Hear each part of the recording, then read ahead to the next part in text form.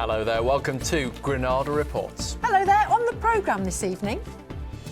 A call by police in Tenerife for volunteers to help in a mass search for Jay Slater. Meanwhile, his best friend says he can't think of leaving without him. I don't feel like I could go back without knowing what's actually happened. I can't come on holiday with my best friend and go back with no one. 2 years on from the death of Dame Deborah James, the mum who says her message about bowel cancer saved her life. Hands up if you think Stockport superstar Kobe Mainoo should get a leading role in England's misfiring midfield at the Euros. Definitely one for the bucket list, the chance to canoe through the longest, deepest and highest canal in the UK. And in the weather, we see a return to typical British weather over the next few days. To find out exactly what I mean by that, stay with us.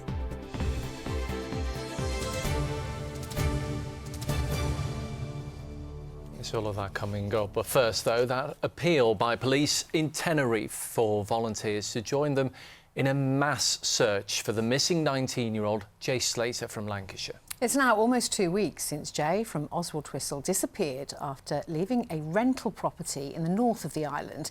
There have been no confirmed sightings of him since. Meanwhile, a close friend of Jay's says he doesn't want to go home without any news about him.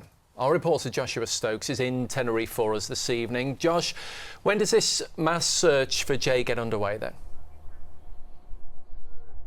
Well, behind me you can see the Airbnb that Jay was staying in before he made that walk up the mountainous path. It's been 12 days since the 19-year-old was reported as missing here in Tenerife. But as you say, we heard this morning that a massive combined rescue operation is expected to start from here in the mountains from 9 a.m. tomorrow. We had a statement from local police which reads, "The Guardia Civil prepares to coordinate a large search to find the young British man missing in the village of Masca. The collaboration of all these volunteer associations is requested, and that includes civil protection and firefighters."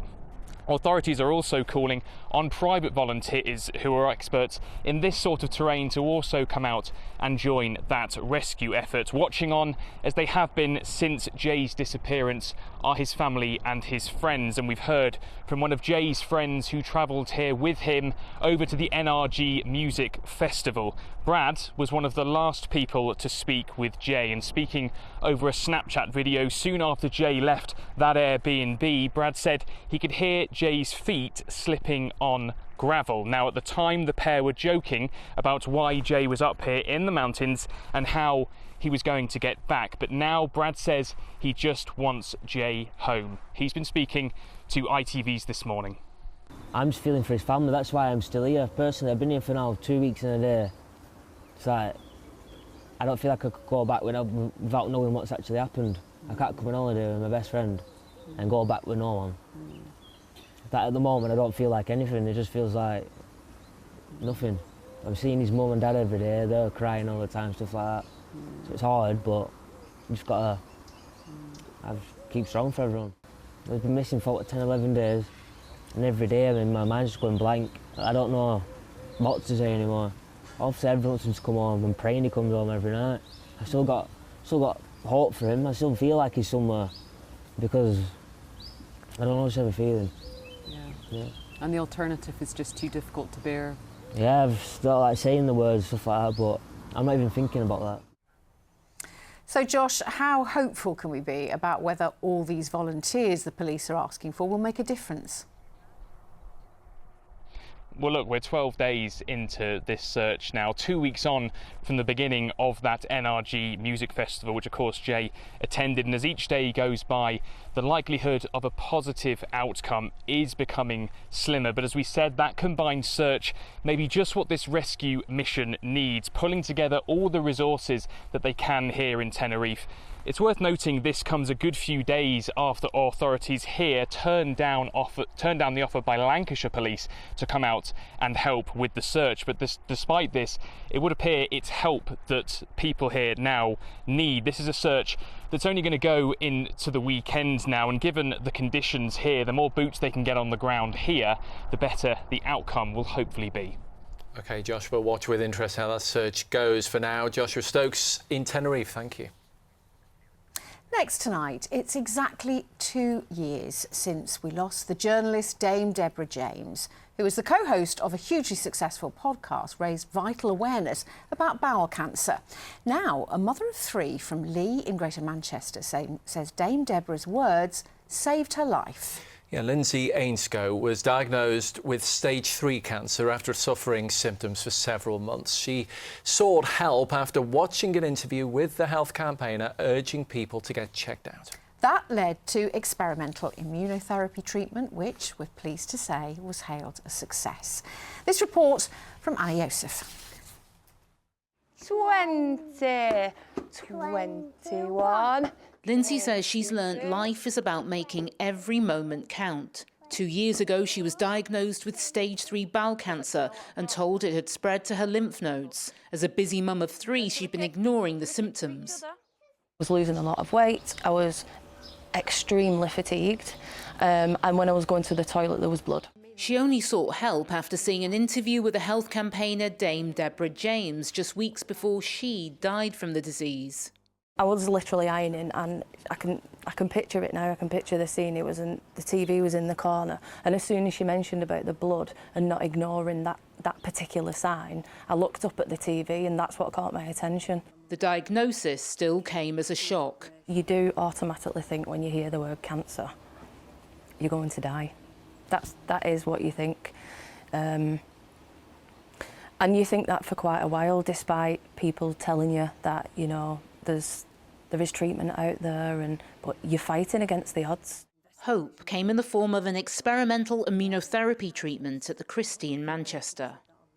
I just snatched it with both hands. Why would I not? You know, majority of people take chemotherapy because they know it works. Same with radiotherapy, they know it works, so they accept it.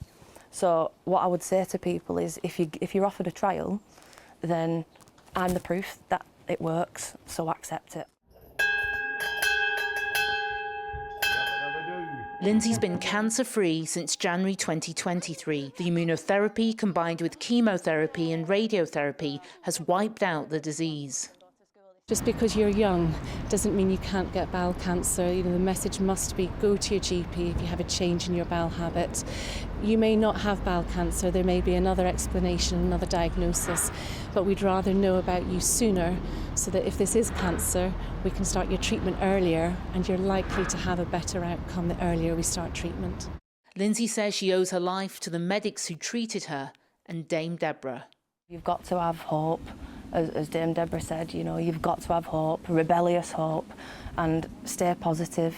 Keep remembering that today and tomorrow are new days, and, you know, appreciate every little moment. Don't live for the big moments. Live for what's in front of you and try and appreciate it as much as you can. Anna Joseph, ITV News.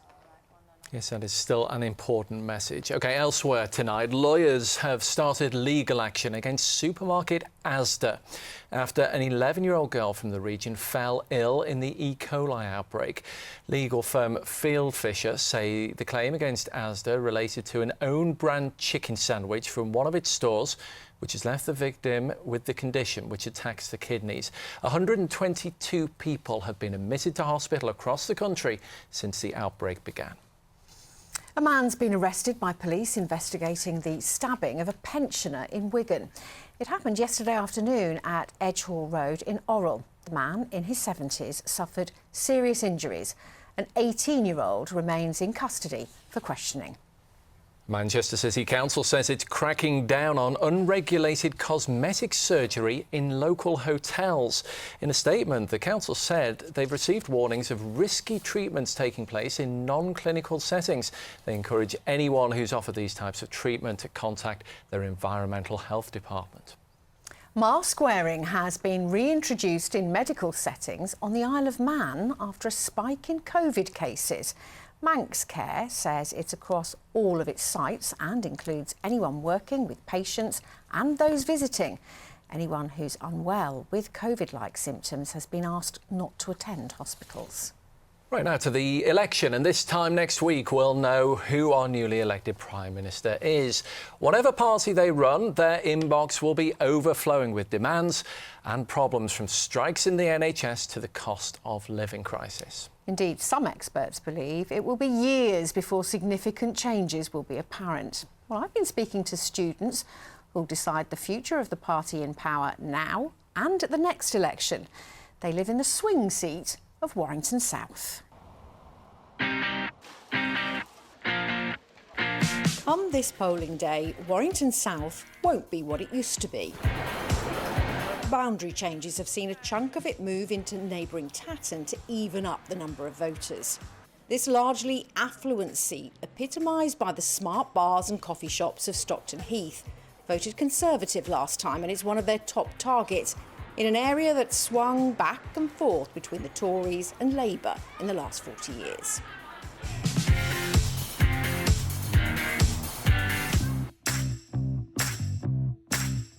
We spoke to students at Priestley College, one old enough to cast their first ballot, others too young this time round. All want the voting age lowered to 16. The changes that the parties are making are going to affect us in our future, so we should be able to decide for ourselves what happens to us. I want to start by asking you all what you feel is the biggest issue in this election. The biggest issue is possibly cost of living. I'm terrified because I'm moving to Salford Uni. Like, I'm going to be living off like the smallest budgets, just trying to survive and get an education. I work in a subway and we get regular homeless people coming in like begging for food and we can't provide it. Let's talk about social media. Surprise, surprise. It's the greatest feeling nobody denies. TikTok, sorry to be breaking into your usual politics-free feed, but I'm making a big announcement.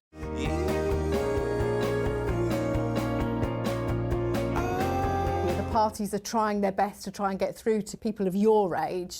Give it to me like...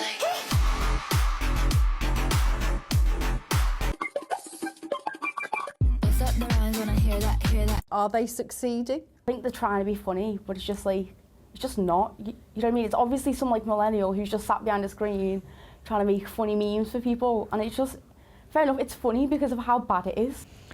I do think it's quite embarrassing. Yeah, it is just petty. It's just back and forth between them and we're getting no real kind of in-depth of what they're going to do to make change happen. Because we want them to be serious and we want them to treat us seriously when they don't. So how confident do you feel about your own future? Because everything's becoming so much more expensive and getting a job and getting a house, it all just seems like a very like far-fetched dream. Somebody who does want to go to university, does want to move out and wants to basically just have a bit of freedom on our own, I don't think I'm going to be able to do that. Because obviously there's things like Brexit that's happened where it makes it a little bit difficult for us to like go to different countries and make potential working opportunities there. Do you think politicians are listening to you? Do you think they think you're important? Whoever's going to come out of this election on the 4th of July as Prime Minister, they need to get our generation on side. We're going to be voting at the next general election. If our futures aren't going to look good, their prospects of being Prime Minister aren't going to look good. So they can't say they haven't been warned. Anne O'Connor, ITV News, Warrington. And there are 7 candidates standing in Warrington South. Here they are. Voting takes place next Thursday.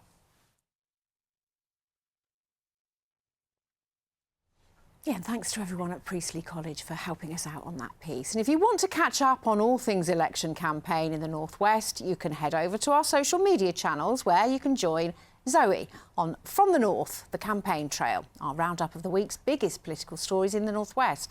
That's available on social media and ITVX or from wherever you get your podcasts.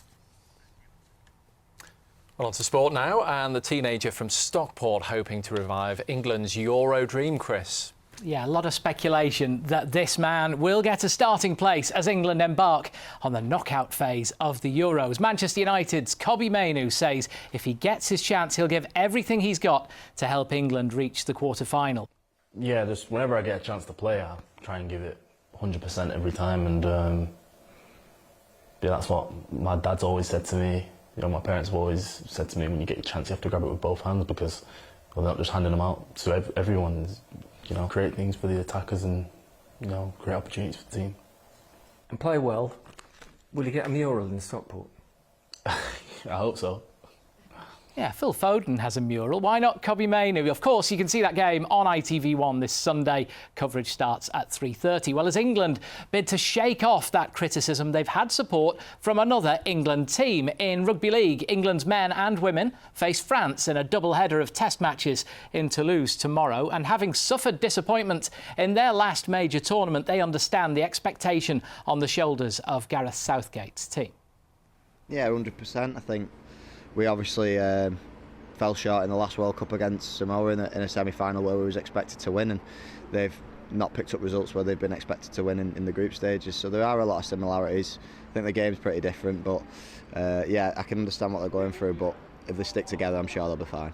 Look, it's not always going to be on your terms. It's not going to be 3-4-0. Teams are going to hold you out, and I think they've done a great job. Yeah, it's probably not been perfect on the eye, but top of the group and in the next round, anyone should be happy with that. So hopefully we can play well going forward, but winning and reaching the next stage is the most important. It's grand final time in netball's Super League, with Manchester Thunder bidding for glory and a bit of revenge too. Thunder, who finished top of Super League at the end of the regular season, face reigning champions Loughborough Lightning, who beat them in last year's playoffs. The match in Birmingham will be the last of the current Super League era, with a revamped competition next year marking the start of professionalisation.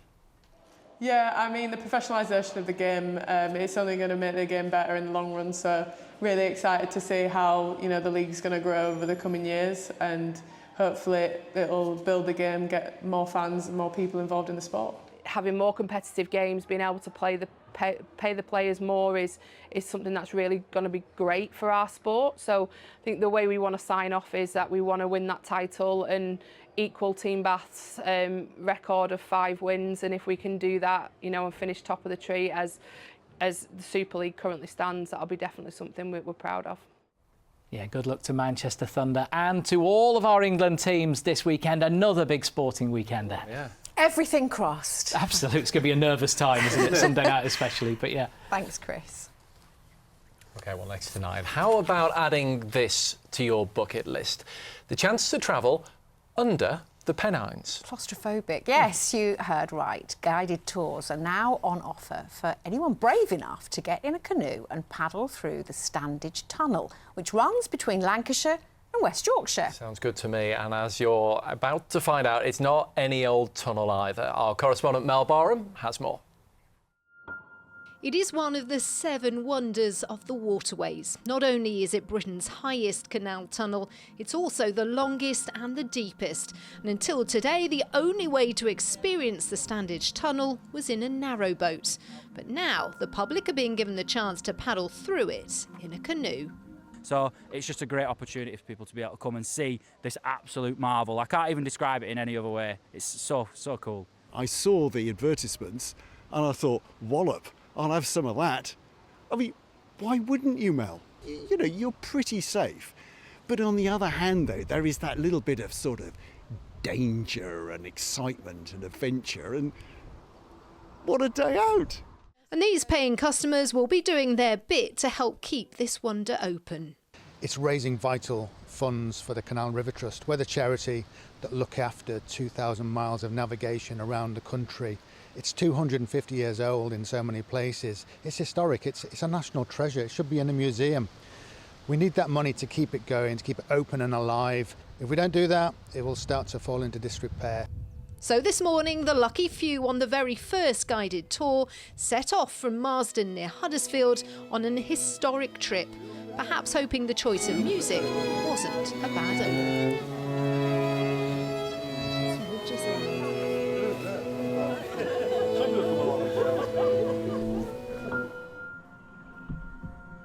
This tunnel took 17 years to dig by hand and was completed by Thomas Telford in 1811. It's 600 feet above sea level, but 600 feet underground, and over 3 miles long. It'll take 2 hours to navigate through. It's an engineering marvel, but it's just absolutely fascinating. What went into it, the blood, the sweat, the tears. You can see chisel marks in the wall, and above your head, them chisel marks are over 230-year-old. Once you go through the tunnel, it's not straight, you know, it's just like they blew it up. They were going in with a chisel and hammer, putting in some black powder, lighting fire to it, and hoping they got out of the way, hoping the fuse was long enough so they could get out of the way in time. It's really, really is cool.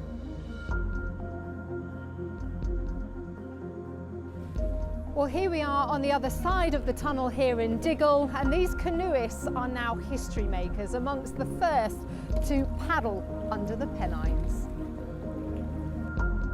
That was brilliant. That was worth waiting for and worth doing. That's the bucket list job. How was it then? Amazing. Absolutely extraordinary. But it was just so exciting. You're 650 feet under the ground. Going under a mountain range. What could be better than that? They've organised 3 weekends of guided tours over the summer, with more planned next year. Of course, it is a one-way trip, so getting home might not be quite as exciting. Mel Barham, ITV News, Diggle. I cannot believe that they used the theme from Titanic before they went into that. That is just incredible. I was up for that until I saw just how dark it was in that. I don't know what I expected. I get nauseous driving through the Mersey Tunnel. Yeah, well, there you go. Right. Now, Emma's got a slightly brighter view of a canal and a few pictures from your gardens as well as she brings us the weekend weather.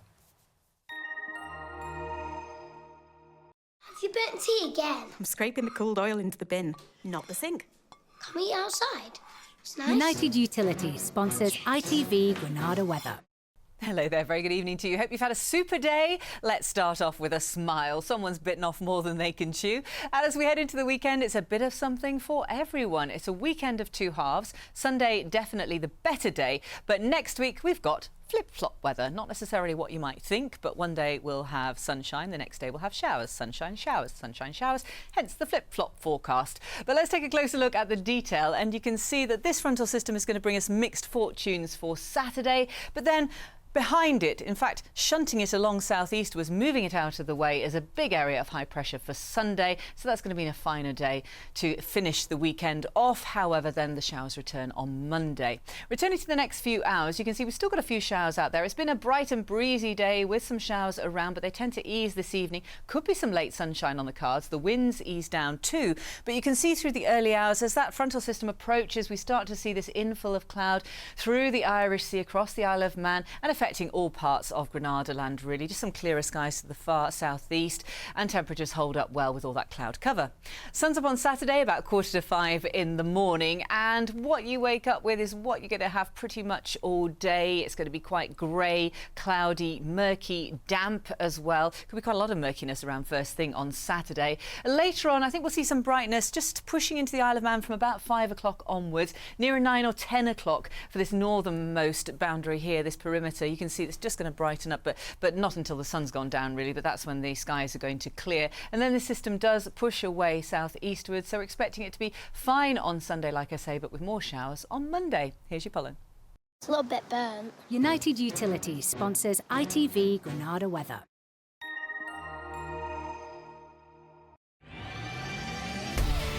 Hello, summer. Piri sponsors ITV pollen count. So in spite of there being some rain in the forecast, not enough to dampen down those pollen counts. I love that cottage garden photo in the background. Thank you for sharing that. That puts a smile on our faces, even if the pollen count doesn't. That's it for now. Bye-bye. Thanks very much, Emma. See, anyone complaining about the heat earlier in the week, that's what you get, unfortunately. We're looking forward to the 3 days in June 2025 when we get some more sun. Yes, that'd be nice, wouldn't it? Yeah. That's it from us. Thank you for watching. Bye-bye.